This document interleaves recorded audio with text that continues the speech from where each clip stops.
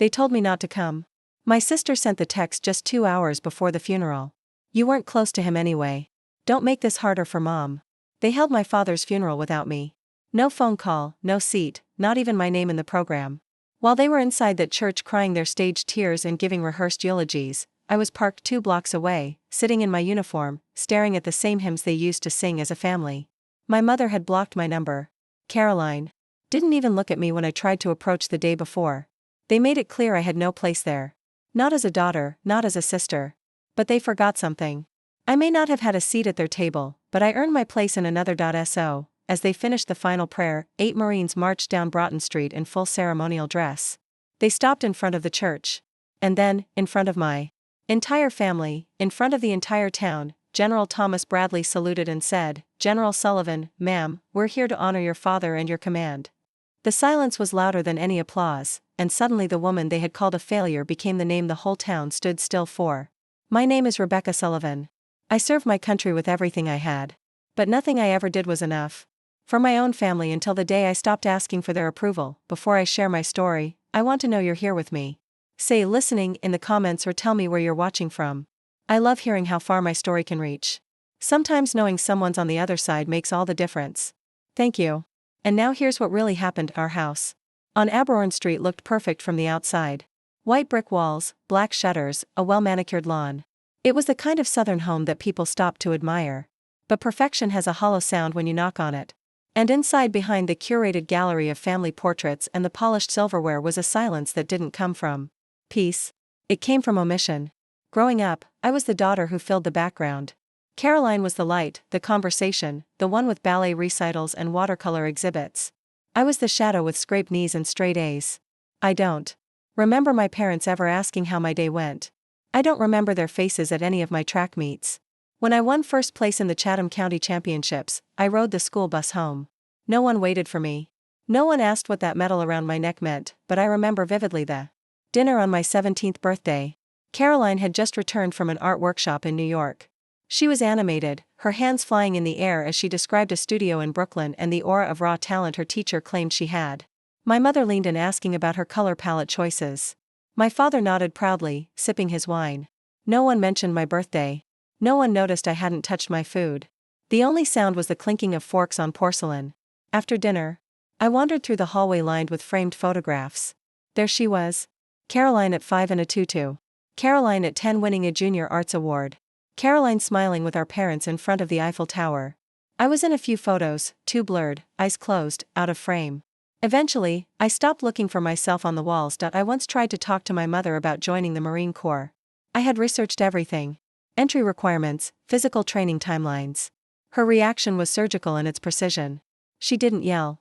She didn't even look up from her tea. She just said, "Sullivan women don't wear boots and bark orders. You'll humiliate the family." Then she continued flipping through a magazine filled with velvet gowns. So, I stopped asking. I stopped announcing my victories or sharing my plans. But I never stopped feeling like I was being erased from my own life. That night after Caroline left the table with a kiss on both parents' cheeks, I lingered staring at the flickering candle in the centerpiece. Through the window, I saw a group of young men and women jogging past in uniform, their cadence loud and certain. Marine recruits. Their voices rose as one, sharp, unyielding. I sat upright. What if they were my family? I whispered. I didn't finish dinner. I stood up, left my plate untouched, and walked past the family portraits to my bedroom. That night, I didn't dream. I researched the closest recruitment office. For the first time in my life, I wasn't doing something to be seen. I was doing it so I wouldn't disappear. I left home 2 days after my 18th birthday. I didn't say goodbye. I packed a duffel bag and caught the first bus to the recruiter's office. Downtown. The Marine Corps sergeant who greeted me had inked forearms, a square jaw, and a voice that didn't shrink when he asked, "Why are you here?" For once, I told the truth, to be someone. Boot camp at Paris Island was everything I needed it to be. Merciless, brutal, and loud. In the mud and rain, I could finally scream. I ran until my vision blurred, marched until my legs trembled, and carried weight that made my spine ache. My palms, once soft, blistered and peeled. My fingers bled and still I held the line. I finished top 5 in my class. On graduation day, I wore my uniform with pride and sent a photo home, smiling back, straight metal visible. I handwrote a letter, folded it neatly, and mailed it to the house on Aberorn Street. I imagined my father unfolding it with care, my mother displaying the photo next to Caroline's paintings, but weeks passed, then months. The mailbox stayed empty. As deployments rolled in, I didn't stop trying. From Okinawa, I mailed a silk scarf. For Mother's Day. From Kabul, a carved wooden box for Caroline's birthday. I sent postcards with dusty fingerprints and wrote my return address carefully each time. I got one response when I called home after coordinating a civilian evacuation in Afghanistan.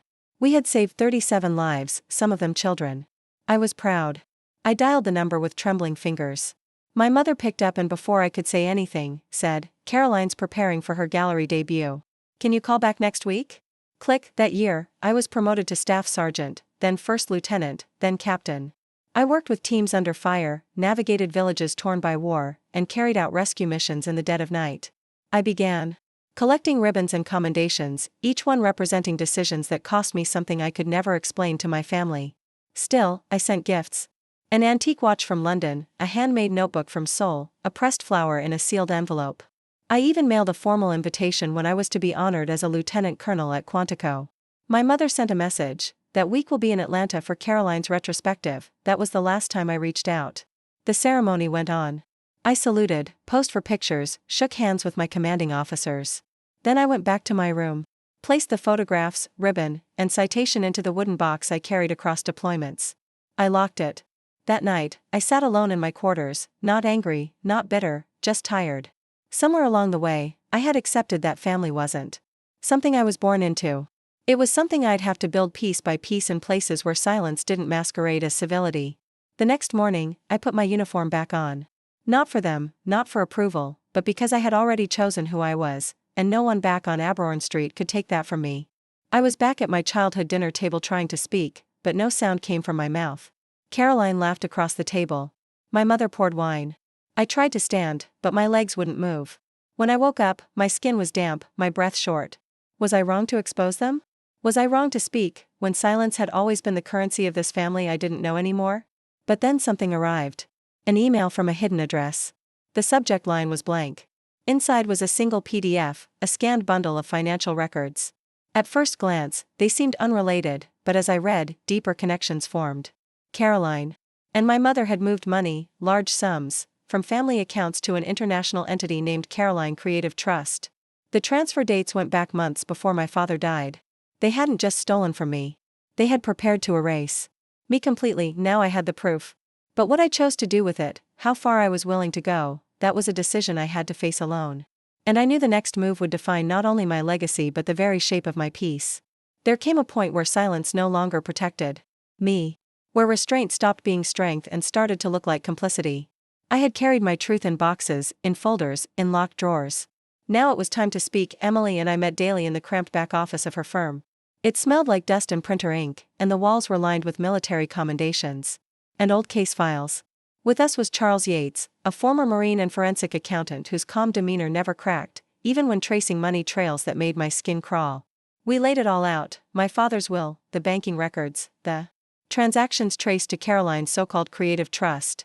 We started with truth. Emily organized a press release and submitted the full notarized copy of the will to both the probate court and a local news outlet. She accompanied it with a video, my father, seated in a chair with oxygen tubing, eyes clear, speaking to the notary. "I leave everything to my daughter Rebecca," he said. "She's the only one who ever carried my name with honor." That video changed everything. I agreed to appear on a small local program. Nothing flashy, just 2 chairs, soft lighting, and a host named Maria who asked honest questions. I told her what I needed to say and nothing more. I didn't take anything that wasn't left to me. I'm not trying to shame anyone. But I won't walk away from what my father trusted me with. Not out of bitterness, but out of respect, for him, and for the truth. That clip didn't go viral. But the one that came next did. A young veteran named Travis, who had come through the silent table 2 years ago, posted a video. He held the camera with shaky hands, spoke plainly. 2 years ago, I was sleeping in my truck. Couldn't hold a job. Couldn't talk to my own kids. Rebecca gave me a warm place, a clean shirt, and dignity. She didn't ask questions. She just gave me space to come back to myself. That video was shared over 50,000 times. Suddenly, the public conversation shifted. I wasn't the villain in a family dispute. I was a veteran trying to preserve her father's wishes. I was a daughter telling the truth. Then I got a letter. It arrived in a plain envelope, no return address. But the handwriting was unmistakable. James. He had stayed silent through everything. But now his words were written in steady ink. I knew they were wrong, but I stayed quiet because it was easier. You didn't. You're the strongest one of us. I'm sorry I didn't stand with you. I'm proud of you. Inside the envelope was a thumb drive. I plugged it in that night, alone in my living room. The audio was grainy, the kind you'd expect from a phone recording, but the voice was clear. My father. She's the one I admire most. Rebecca never needed applause. She just kept going. He said it during a lunch with old friends. James had recorded it without telling anyone. I listened to that voice over and over again, as if hearing it enough times might undo the years I thought I had been invisible. Then something none of us saw coming arrived. Robert Hastings, my father's lifelong friend, contacted Emily. He had been present the day my father signed the will. He remembered my father saying, "They're going to fight this, but I'm done watching Rebecca be left out." He confirmed everything under oath. He said my father asked him to help hide the key to the safe, the same key I found months later. He even had a handwritten note from my father naming him as a witness. It was no longer just my word against theirs. It was a reckoning built from layers of careful silence finally being peeled back. I wasn't seeking revenge. I didn't need sympathy. What I needed was to make space for the truth to breathe. Not just for me, but for every daughter who'd ever been told she didn't belong at her own table. The courthouse smelled like old books and floor polish. Reporters packed the hallway, cameras flashing, voices low and urgent. Everyone wanted the same thing: drama, division, a verdict to devour. But for me, it wasn't about that. It was about closure. Inside the courtroom, my mother sat beside Caroline. Both wore black. Mother looked tired, older than I remembered, but her spine was still straight. Caroline wept from the moment she took her seat. Whether out of guilt or strategy, I no longer knew. Their attorney, Mitchell Rohr, came armed with witnesses claiming my father had been confused in his final months. That he didn't know what he was signing. That I had kept him isolated. That I had coerced him. Emily countered with precision. She played the video of the notarized will showing my father speaking clearly, lucid, deliberate. She read statements from medical professionals. She laid out the money trail with Charles's help, every unauthorized withdrawal, every funnel into accounts linked to Caroline. Then she paused. She held up a document we hadn't discussed publicly. This letter was presented to the press by Caroline Sullivan, she said, claiming it was written by her father before he passed. The courtroom leaned forward.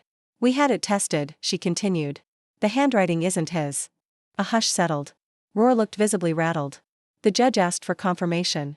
A certified forensic analyst confirmed the forgery. Caroline's face drained of color. The air in the room shifted. Even the jurors leaned back, arms crossed. Something irreversible had broken. After closing statements, the courtroom recessed. I stepped into the hallway, not to escape, but to breathe. I stood by a tall window overlooking the courthouse garden. I didn't pray for a verdict. I didn't need one. The truth was already out. The jury sided with me.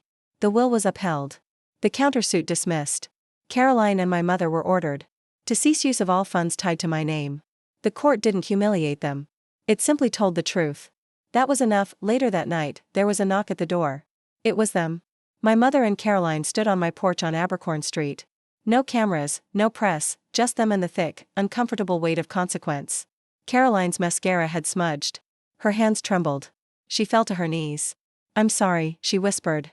"Please, if you keep pushing this, I'll lose everything." My mother didn't speak. She stared at me, not with hatred, but with the empty look of someone who no longer held the power she once did. I looked at them, and I didn't feel anger.